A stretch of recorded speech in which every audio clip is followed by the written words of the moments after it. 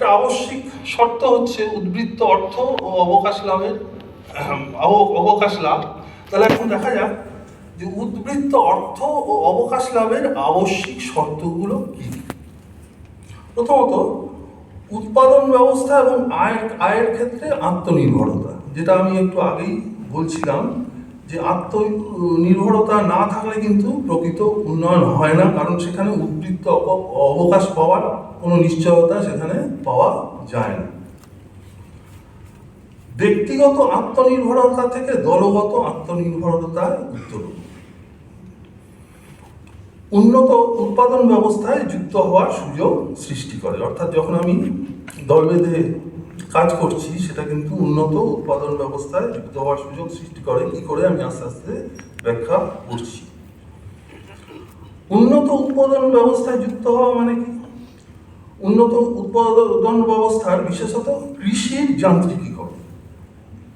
কৃষির যান্ত্রিকীকরণ মানে চাষের জন্য যে জমি তৈরি করা হয় তার জন্য উন্নত যন্ত্রের ব্যবহার, বীজ বোনা, ফসল কাটা ইত্যাদির ক্ষেত্রে উন্নত যন্ত্রের ব্যবহার।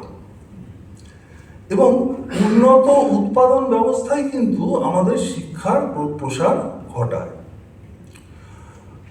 একবার মানুষ যদি শুধুমাত্র কায়িক শ্রমেই আবদ্ধ থাকে এবং উন্নত উৎপাদন ব্যবস্থায় যুক্ত হওয়ার কোনো সম্ভাবনা সে না দেখতে পায় বা যুক্ত না হয়, তাহলে কিন্তু শিক্ষার জন্য তার যে মোটিভেশন, তার যে প্রেরণা, তার যে উদ্যোগ, সেটা কিন্তু থাকে না।